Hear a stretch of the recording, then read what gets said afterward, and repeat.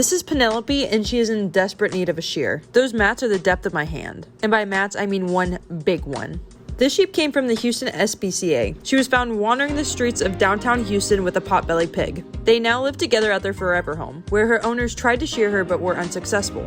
It was impossible to find an entry point, so I tried my best to push through the mats with sheer force. Get it, sheer force.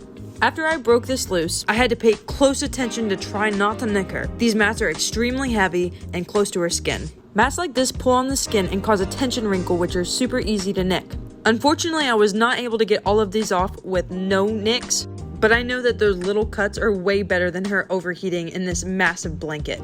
By the time we were done, I was so surprised she was so calm the entire time, and when I let her go, she almost had to catch her breath for a minute. I let her take her time as I go check out that fleece. It's extremely heavy and super thick. Imagine feeling the breeze on your skin for the first time in years.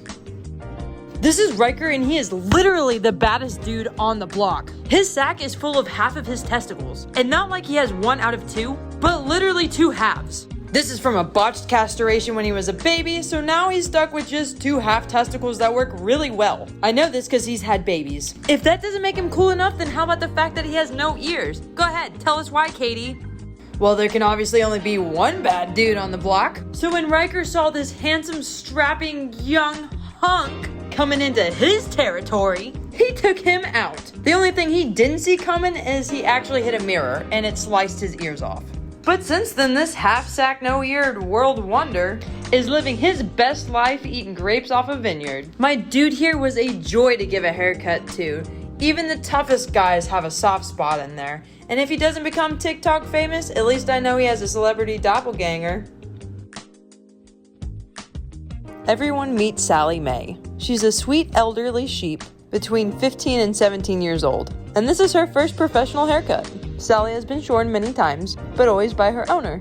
We were thrilled that they wanted us to come out and take care of her, because what an honor it is to shear such an old sheep. She is the second oldest I've ever met, with the number 1 spot going to a 20-year-old. At that time, she was older than me when I sheared her. All of these girls' years of experience are not the only cool part about her. Our Sally here is a Navajo churro, which is a heritage breed here in the United States. Churro sheep were brought from the Spanish to the United States. The Navajo Indian tribes would then use them in their own domestication. The Navajos kept theirs the truest to the breed, while the Hispanic ranchers bred them with fine wools to meet the demand of the army for wool for their clothing. But in the 1860s, the U.S. Army came through and decimated the flocks of the Navajos. Some true survivors were found many years later in the caves of the Navajo reservations. So now this breed is truly rare. Thanks, Sally. Holy horny sheep, this guy needs a haircut. This is Peter, and he has 4 horns. He is a Jacob sheep, which typically have 4 horns, but can have up to 6 or 8. They're named after the story in the Bible of Jacob who raised spotted sheep, and as you can see, this guy does not disappoint on that front. Although his name is biblical, those wicked horns and spots remind me of a demon cow. Besides looking stunning, those horns have a different use. During combat, 2 male sheep will run full speed at each other and slam their heads together. Those horns are hard, and though they may be hurting me during shearing, me holding and maneuvering them does not hurt the animal. It's the safest way to make sure I don't end up with one in the gut. Looking good, my satanic stud muffin. I've had a couple requests for sheep at real time, so here we go. This beautiful girl is a Shetland sheep, and yes, her breed is small and did come from the Shetland Islands. We always start with the belly wool and throw that out. This part is typically more coarse than the rest of the wool, and can be extremely dirty from them laying down. Now we move to the first hip, which is my favorite part, because this is the first time you get to see what color is truly under all that wool. This flock's owner uses these fleeces for hand spinners. This means that all these fleeces will be hand processed and spun into yarn. As I move this darling up, she gets a little nervous thinking that she's going to fall, but gently relaxes into me as I go up her neck with my first blow. A little bit of leg wiggling for some balance, but once she feels more confident, she relaxes again. Now, for hand spinner fleeces, the most important thing is to get all of the fleece as close to the skin on the first and only blow.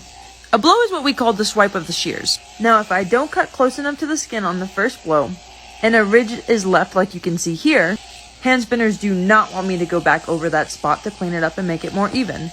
If I did this, all of that would fall into the fleece, leaving tiny little fibers sprinkled in like confetti, and those are called second cuts, and they are extremely undesirable. This is because now the fleece varies in length in different places, and those short little pieces can be a real pain in the butt, balling up during the spinning process into yarn. So in this case, it's better to leave ridges on the sheep than devalue the fleece to make the sheep look pretty.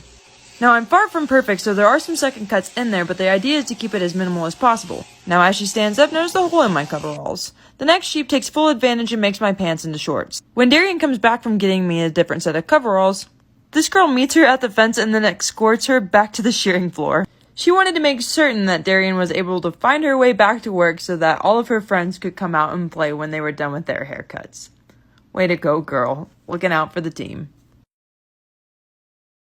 If you enjoyed these videos, go ahead and give us a like. And if you want to see more like it, don't forget to subscribe so you don't miss out on any in the future.